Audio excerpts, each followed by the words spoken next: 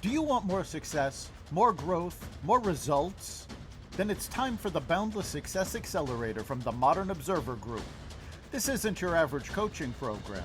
It's where top performers come to dominate. Weekly group sessions, on-demand coaching, a community that's got your back, and a power-packed library of tools to supercharge your business and career. No more excuses, no more waiting.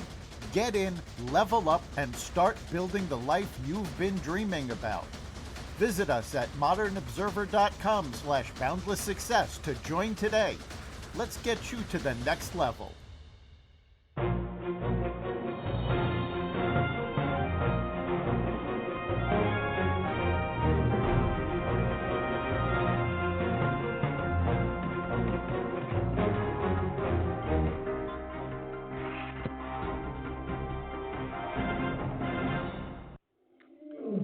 Welcome to another edition of Carnivore Bites. I'm your host, Jeff Sherman, along with Dr. Eric Lopkin.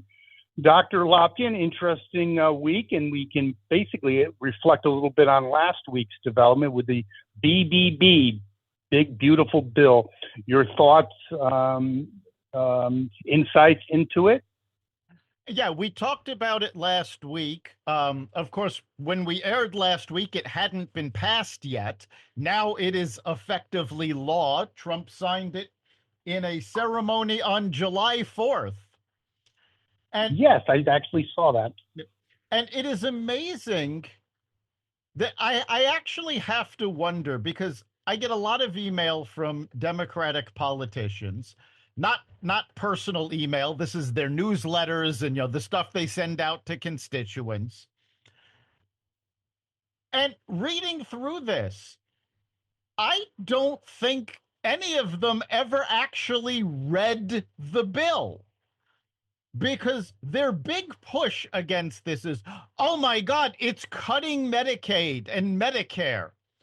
Okay, now, first of all, if you actually read the bill, the cuts to Medicare are new requirements that people getting Medicare have to adhere to, Medicare and Medicaid.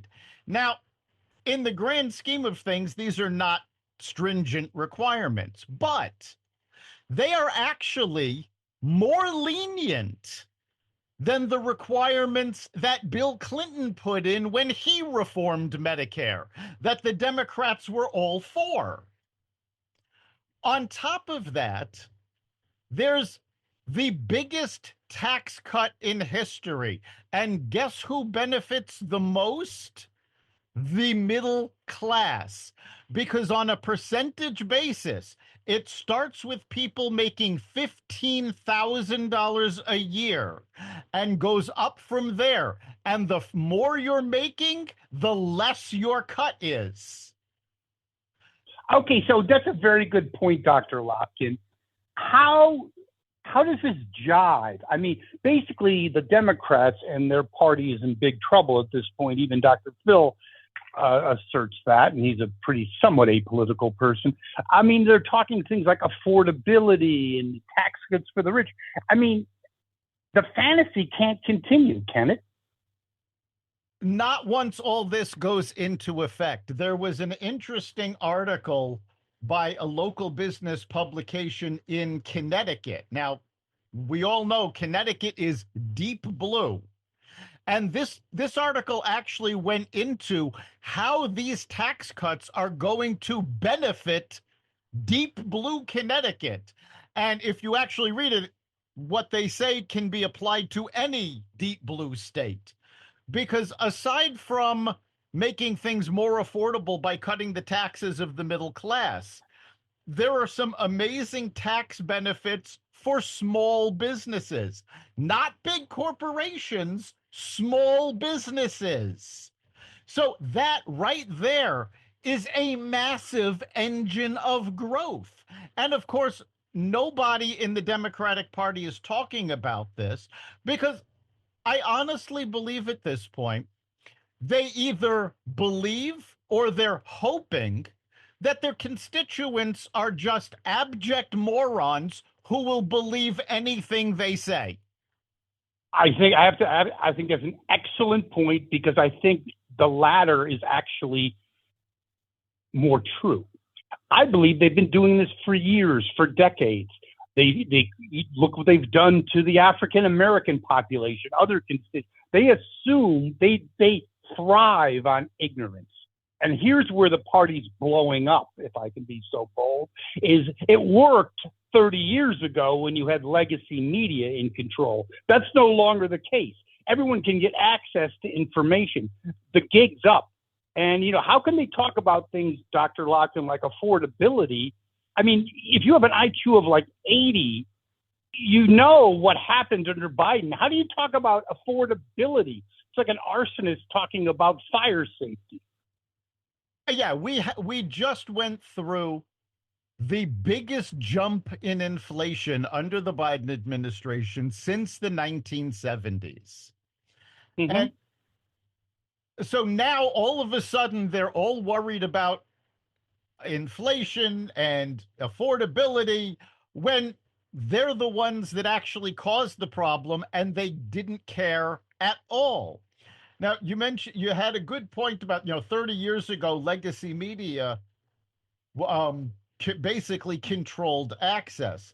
I want all of our listeners to be aware that you can go to the congressional website and read the bill yourself.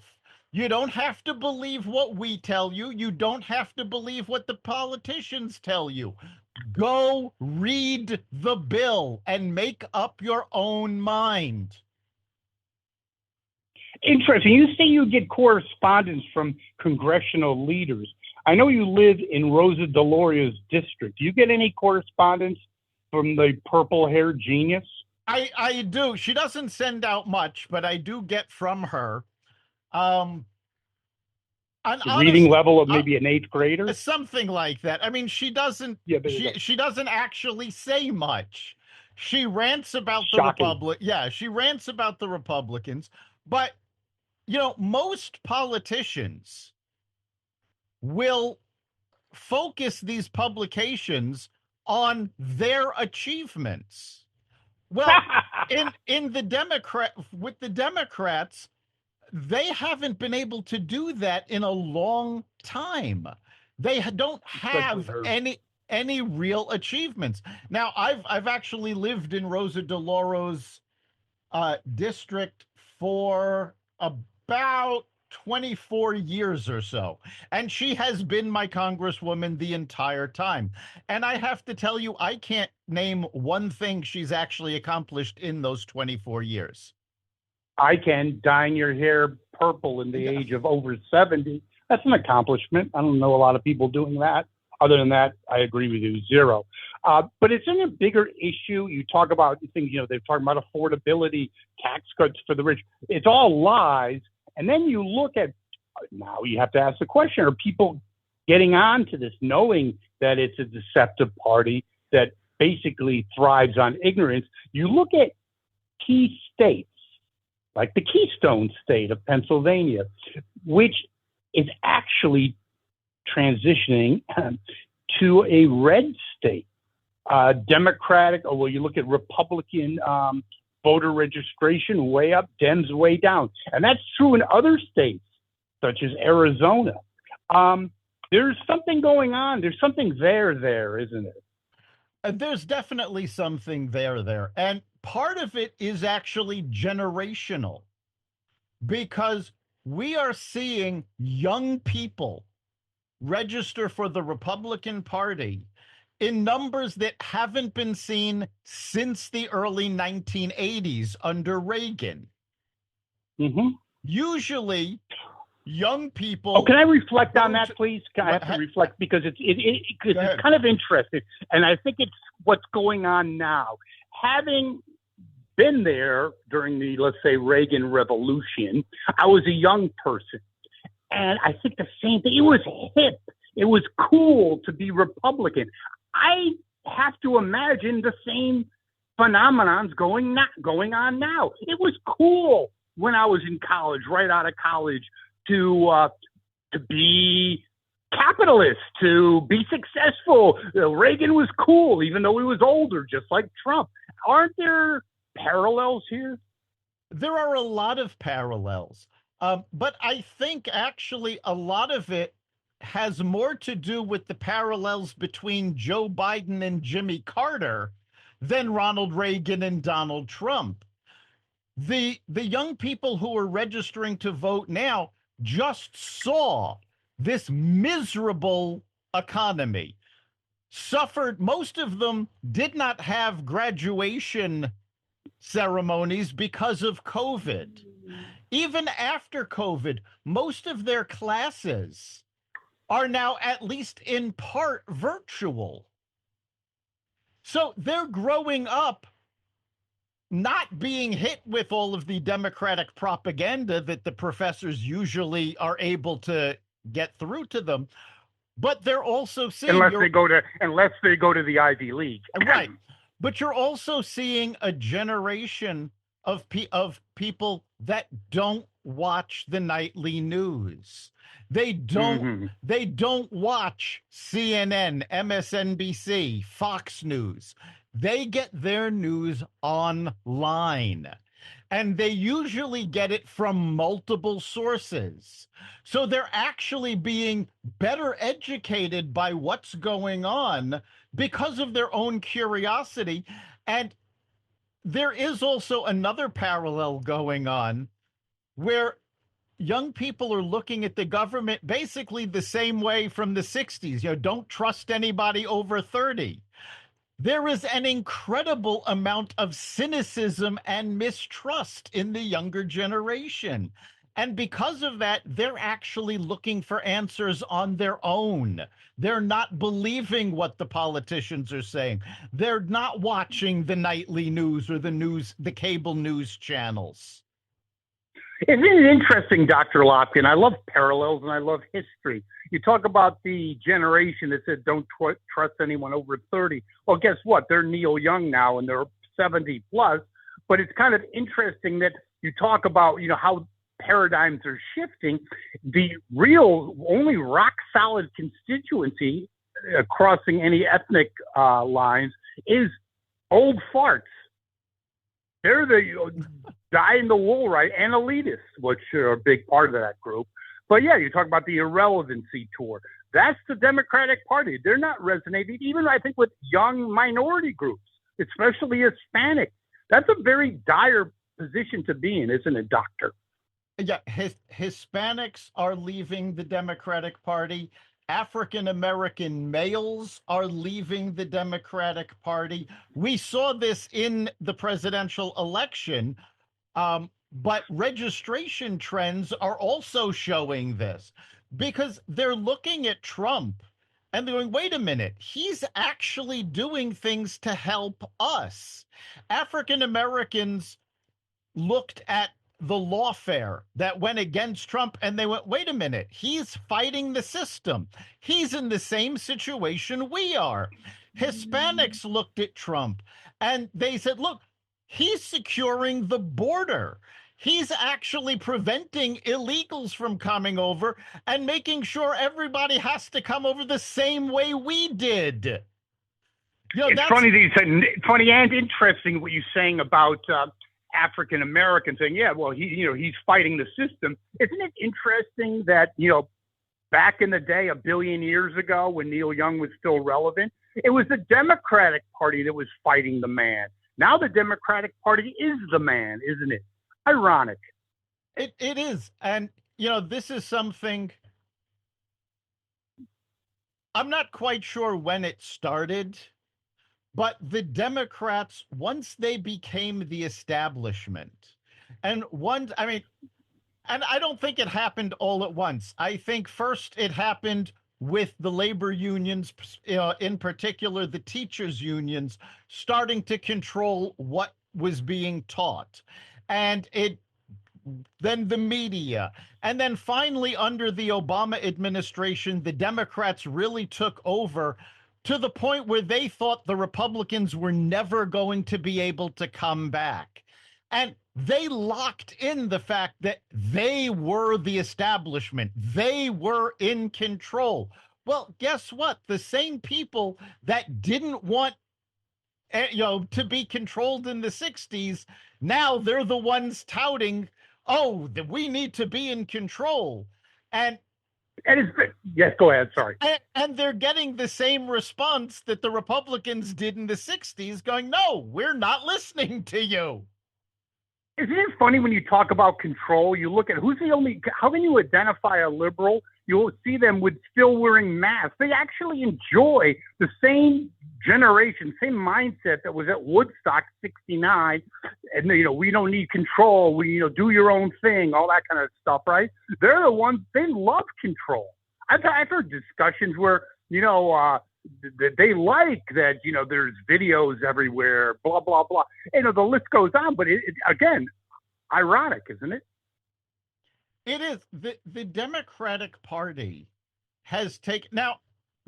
When I was young, when I first registered to vote, I was a registered Democrat, and now that was in the early 90s, and I am absolutely amazed at how the party has done a complete 180 from where it was just when I was a Democrat. Never mind, the 1960s, and beyond.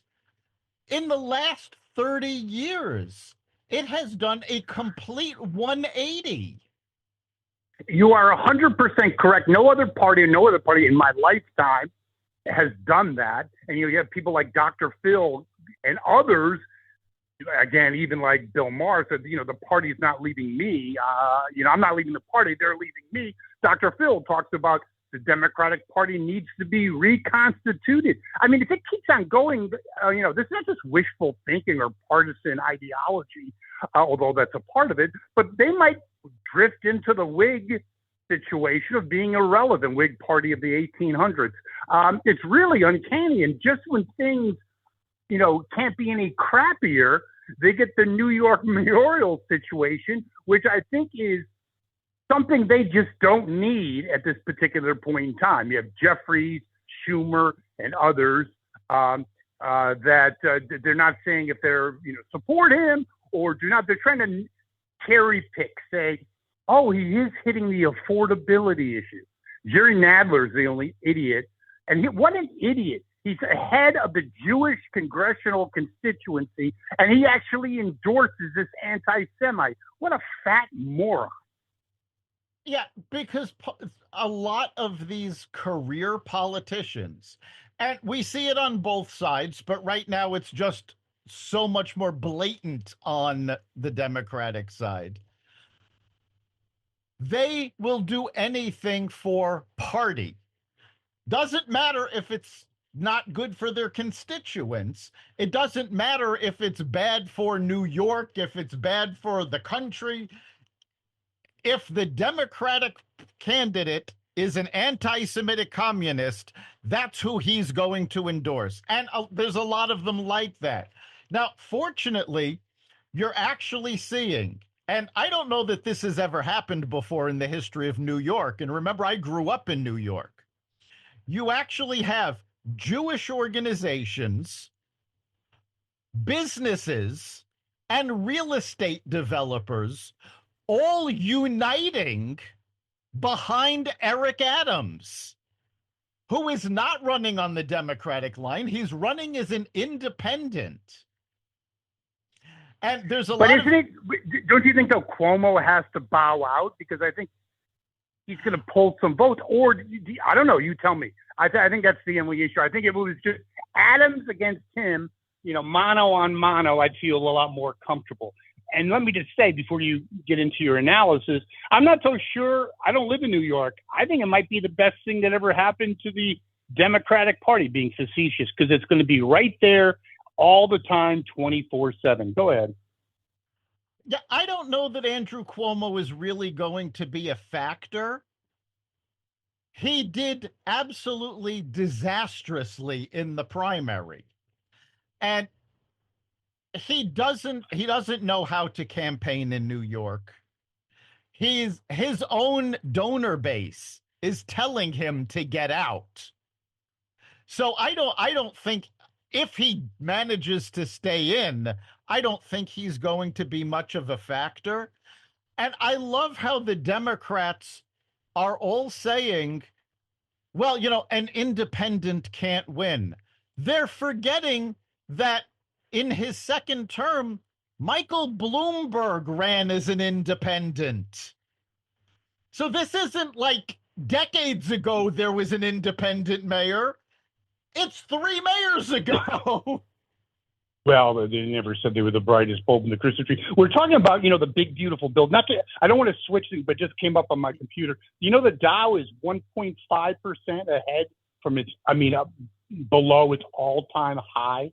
Yeah, the Dow. So isn't that another situation where, like, what do you say, that it's inequitable? What do you do? And it does positively impact middle class people. I think it's uncanny. Yeah, I do the think Dow is go ahead. near the Dow is near its all-time records. The S&P 500 just recently set a new record. NASDAQ has been struggling a little bit, but that's because of things that are going on in the tech sector, not because of politics. The economic portion of the big beautiful bill has so many positives to it. Now, yes, I'm not thrilled with everything that's in it. I still think there's too much spending. I would have liked to see more cuts, but we are going to start seeing those cuts because the Supreme Court just came in and said, yes, the Trump administration has the ability to fire and cut back staff from federal agencies. The Democrats took this to court. So the Supreme Court said, yeah, no, he can do it. So you're going to see some of these cuts starting. One of the biggest issues that the Democrats have, which I find absolutely hysterical, because 10 months ago, the Democrats were saying, well, there's nothing we can do about the border unless we have to give it more funding and we need to redo immigration. In the big, beautiful bill, there is a ton of new funding for border security. And now that it's the Trump administration doing it, the Democrats are against it, despite the fact that they were pushing for it just over a year ago. Isn't it just indicative, though, of a party that's lost its bearings? It's as simple as that. If you're going to, at least the Democrats were good, let's say 10 years ago during Barack Obama, but they could, at least, even if it might have been BS, at least they could identify an issue that had some relevancy and was actually somewhat truthful. And now you just make up bullshit. The sky is green. Yeah, it's green. It's falling flat, I believe. And I think the longer it goes on, the worse it gets for them. And speaking of worse, you look at the Democratic Party, their go-to people, one of them's AOC, the other one's Crockett, among others. But you see that she's getting a little more negative publicity, claiming that she was from the Bronx, where it blew up in her face, when she's really from a upper middle class town called Yorktown. Do you think she's peaked? I think we're starting to see the beginning of the end of the squad as a whole. But if you take a look at most of these squad members, AOC, Crockett, these aren't people that grew up in the inner city. These are people that went to private schools. They grew up in the suburbs. Their whole narrative is a lie. It's all made up. No, it is. And let me just interject one thing. You talk about AOC. Okay, yeah, she was, impoverished. She grew up in the ghetto. Yeah. She went to one of the, maybe the most expensive university on this planet, maybe the solar system, Boston University. You're not underprivileged if you're going there. Trust me. No, the idea that the squad is fighting for the underprivileged is ridiculous. They're fighting for their own popularity, and if they actually believe in anything, They are socialists, and this is what they identify as. This isn't me calling them names. When they put their names on the ballot, they put it down as a democratic socialist. So Yeah, but there are, isn't it interesting when you look at the mayoral race in New York? The people that voted for this moron were the elites, were the privileged, were the entitled. Your average person, even people underprivileged, was not voting for this commie. So isn't it true, in a broad brushed way, that AOC, they were privileged people. They never had a struggle. So for them, it's all one big theory that you learned at BU along with the other bullshit things you learned. And you parlayed that AOC into being a bartender. You could have, you know what she could have done? Gone to community college and taking a bartending certificate would have cost her $200 instead of God knows what she paid for at BU. But that's exactly the problem. None of these folks have ever had real jobs. None of them ever struggled to make ends meet. None of them ran a business and had to make payroll. Everything they know about economics is theoretical.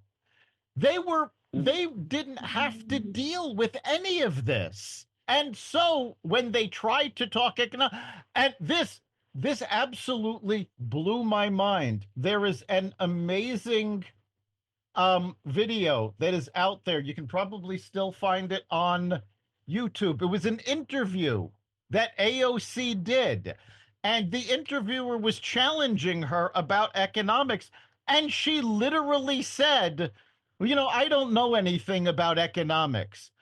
Her degree was in economics. Yes, I think that's hysterical. She did the same thing when they were talking about the Middle East. And she goes, well, I don't really know. You know, half her shtick is anti-Israeli, right? You think she knows something. She basically said, no, I don't really know much about the Middle East. Yeah, true rocket science.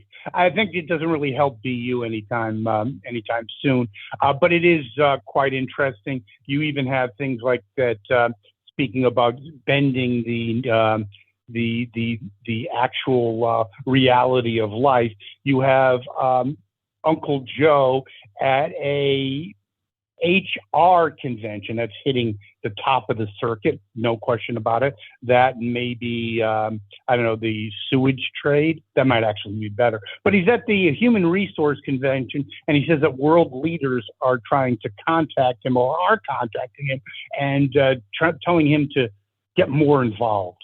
The chances of that happening are, what do you think, zero? First of all, no world leader is contacting Joe Biden to have him get involved. It's in his head. Or maybe Jill is telling him these people called and he doesn't know any better. The Democratic Party themselves is trying to keep Joe Biden from making these speeches. Not only don't they want him getting more involved, they don't want him in public, because every time he opens his mouth, their approval rating drops further.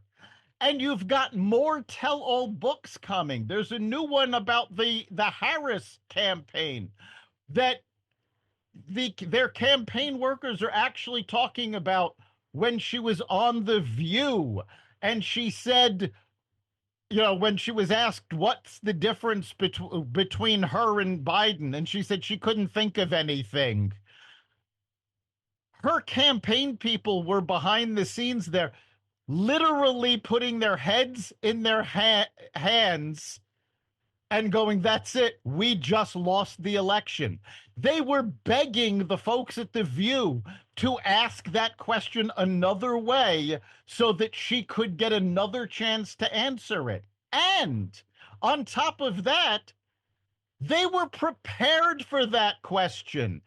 She had a prepared answer and decided not to use it. Yes, and we did dodge a perpetual bullet on that one.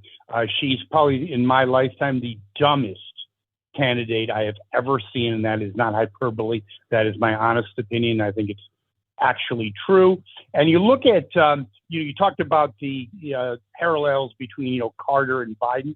I actually believe, at least in modern history, Biden is the most failed president. Even according to Bill O'Reilly, who's written several historical books, he has Biden as the second to the worst president behind Buchanan, because he says that unlike other presidents, including Hoover, Hoover inherited the Depression. He screwed it up, but he didn't create it.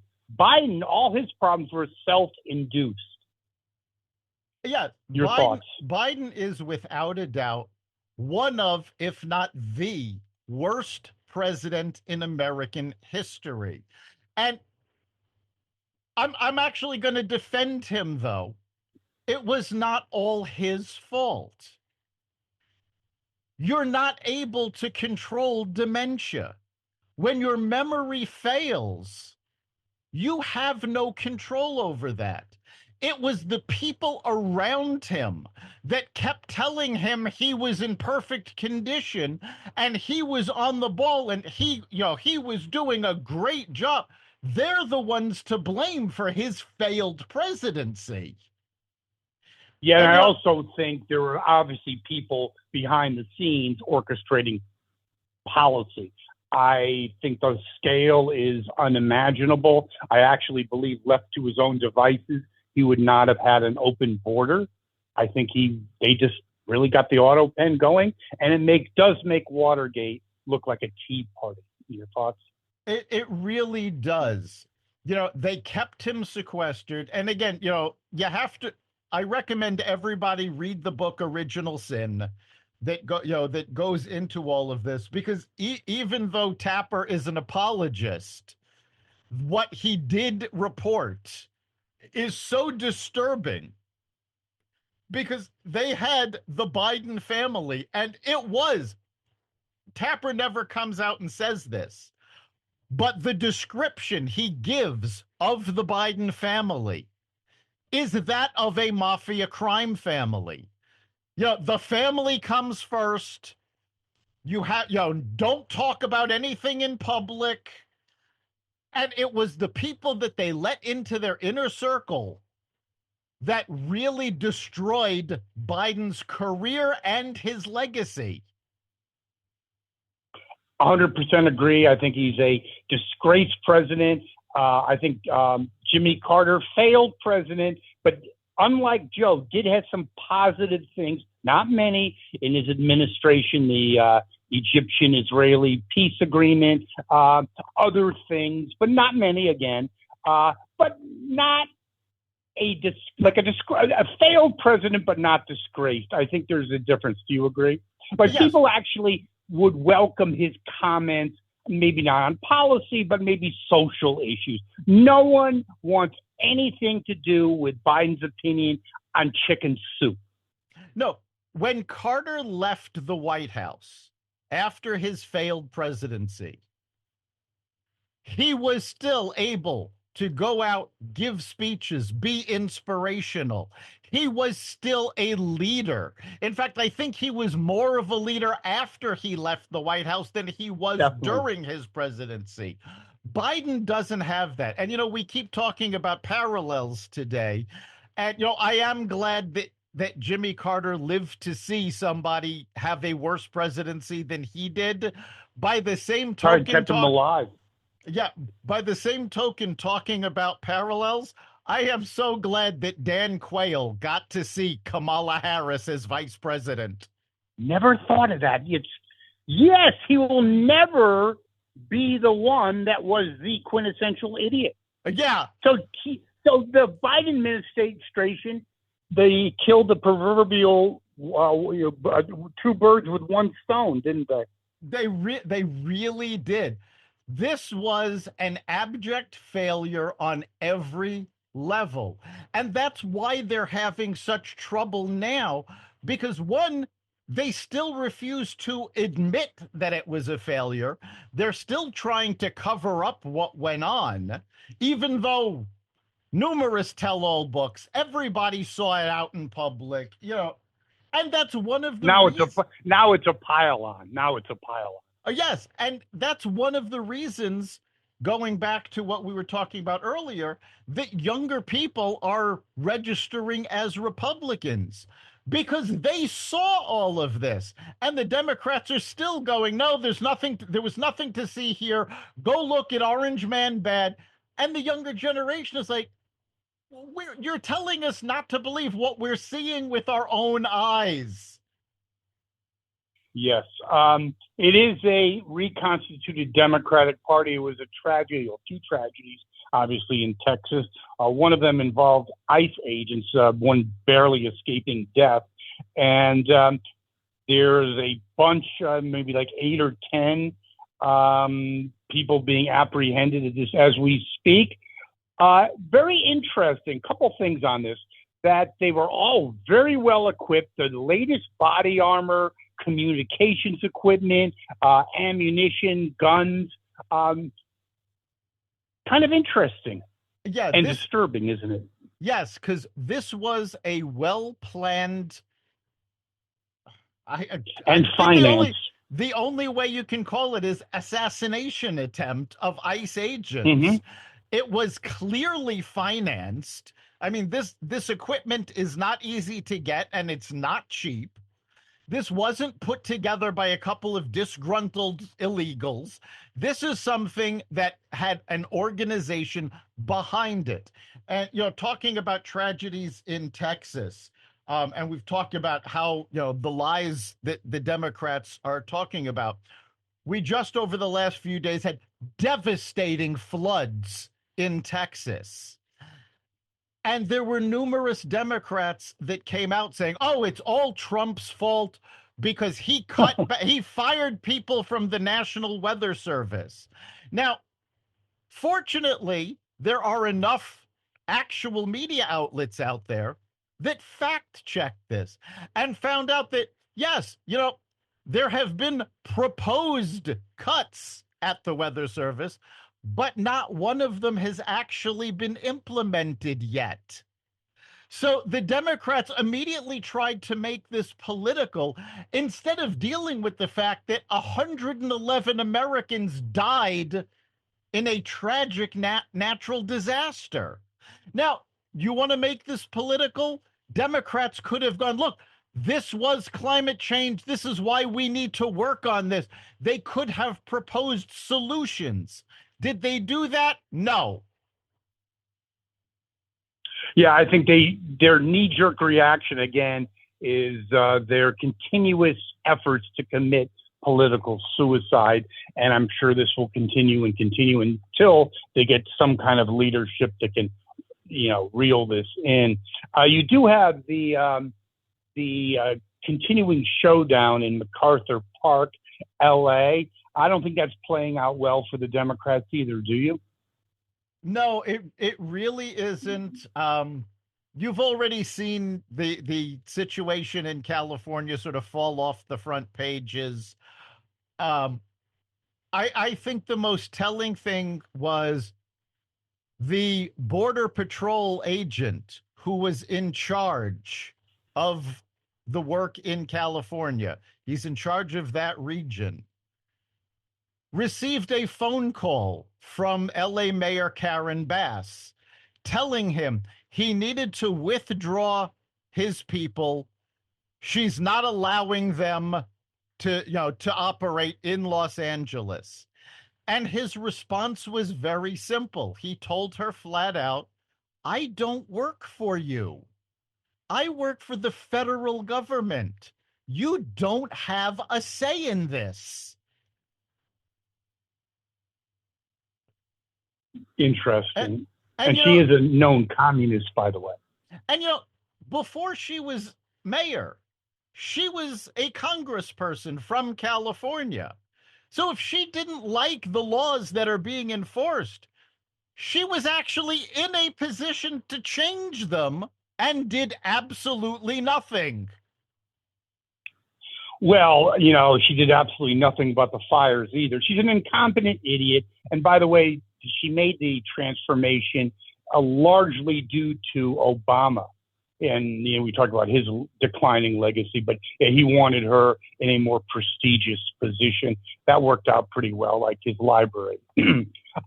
We do have, I kind of closing on somewhat of a humorous note, and then it becomes less than humorous, but the Weingard, I believe her name is, the head of the teachers union, sent some correspondence out through, I think it's X, if I'm not mistaken, and she was basically behind the veil, kind of saying that we're in a dark age and the sunlight needs to peek through. Unfortunately, she spelled it incorrectly. She meant the wrong peak.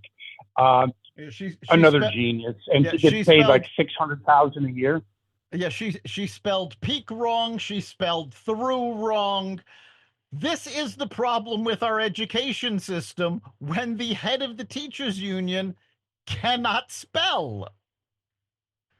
And the teachers union as a whole has become, it's got nothing to do with education. It's got nothing to do with the welfare of teachers. And it certainly has nothing to do with the welfare of our students.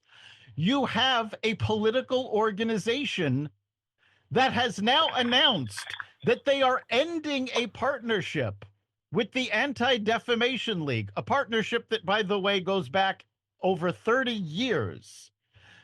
The Anti-Defamation League provided teachers with information about how to fight anti-Semitism and the dangers of anti-Semitism.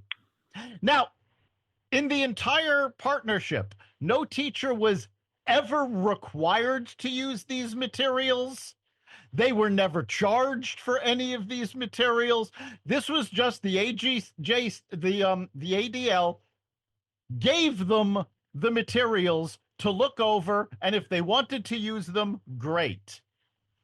The NEA has now announced they are no longer going to accept these materials because they are now working with, apparently, the anti-Semitic pro-terrorist CAIR organization, and that's CAIR, Council of Arab Islamic Relations, something like that. Well, it's interesting that you talk about the teachers union. I think they're purely a political organization, and I don't even think they do very much for teachers. How do you like that? No, which they is don't. Supposed to be their number one. I'm dead serious about that. Yeah, I think their major focus is political. I have spoken to a lot of teachers, and most jurisdictions require a teacher to be a member of the union, and most teachers are not happy about that. They don't like what the union is doing. They don't like the fact that they are so political and they don't care what the teachers actually think. And they're not there for the teachers. Yeah, so that's a misnomer that there's this group that is such stridently for lockstep with teachers. No, it's a rogue political organization that is basically just like the USAID. It's basically a funneling apparatus for democratic initiatives. It really is. And before any of our listeners go, well, wait a minute, what evidence do you have that that money's being funneled to the Democrats? USAID was completely defunded. Less than 3 weeks later, the DNC ran out of money. Do you really think, do you really think this is a coincidence? Yep, and I have a bridge to sell you. There you go. Well, Dr. Lopkin, another great show, a lot of topics. We're really kind of things are really ramping up. I mean, when you have Donald Trump in the White House, there's no shortage of topics, are there? That's for sure. He had his 6th cabinet meeting yesterday. All 6 of these were videotaped and released on to the media. He's been in office 6 months. Joe Biden had 9 cabinet meetings in his entire 4-year term. And yesterday's most of them orchestrated. Yes, and yesterday's cabinet meeting apparently was longer than all 9 of Biden's meetings combined. I didn't know that, but it's really not shocking to me. I think, yes, you are correct. You said this earlier. Every time Biden raises his head, the Democratic constituency and leadership goes, oh, not again. It's like the drunken uncle that shows up to the Christmas party. You're like, oh, who invited him? I don't know. He just showed up. Exactly. Well, Dr. Lopkin, our listeners can contribute to the show and be a part of it, can't they? Yes, they can. We want to know what you have to say. Message us at the Carnivore Radio Facebook page. You can also go to xvadio.com/connect. Let us know what you're thinking. And of course, you can catch every episode of Carnivore Bites at the Carnivore Radio website, xvadio.com, the Apple Podcast app, YouTube, Rumble, Spotify, iHeartRadio, Audible, Amazon Music, and other platforms that respect freedom of speech. Thank you, Dr. Lopkin. I'll see you next week. We'll see you then.